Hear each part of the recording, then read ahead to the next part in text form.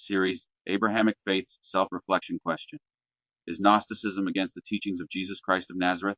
The fracture I stand in the ruins of Alexandria, where the air still tastes of charred papyrus and the salt of the indifferent sea. Dust motes dance in shafts of light that pierce the broken dome, ghosts of burned manuscripts. Here, where the Gospel of John once sat uneasily beside the Gospel of Philip, the question hangs like smoke over the rubble. Did the Gnostics betray the Christ, or were they the only ones who truly understood him? The silence echoes with the sound of a schism that tore the early church apart, not a battle of swords, but of ink and revelation. The dialectic three voices rise from the ash-covered stones, each claiming the keys to the kingdom. First speaks the orthodox witness, solid as the earth itself. The Word became flesh and dwelt among us. Here is the scandal of the incarnation without apology.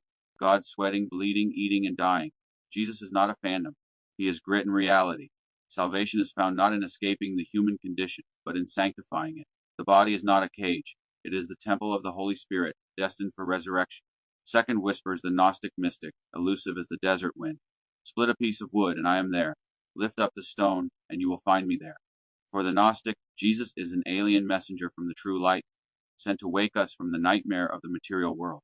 They argue that the creator of this world is a flawed demiurge, and the body is a tomb for the divine spark. Salvation is gnosis, secret knowledge, breaking the chains of matter to return to the spirit.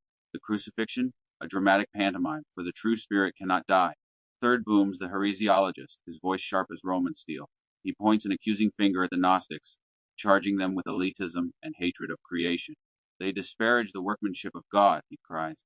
For Irenaeus, if Christ did not truly suffer in the flesh, then human suffering is meaningless. If the world is evil, then God is a monster. He draws a line in the sand. Truth must be public, apostolic, and universal, not whispered in secret corners to the enlightened few. The synthesis from these smoldering debates emerges a difficult truth. The Gnostics were not merely heretics to be burned, but the shadow self of the church. They wrestled with the same terrifying question that haunted the apostles. How does the infinite fit inside the finite?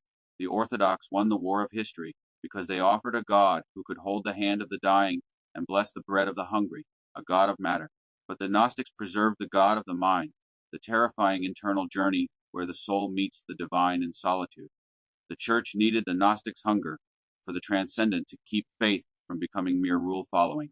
The Gnostics needed the church's grounding in reality to keep spirituality from evaporating into narcissism. Wisdom to carry. The Christ of history enters the mud to transform it. The Christ of Gnosis transcends the mud to free us from it. A complete faith perhaps dares to walk the razor's edge between the two.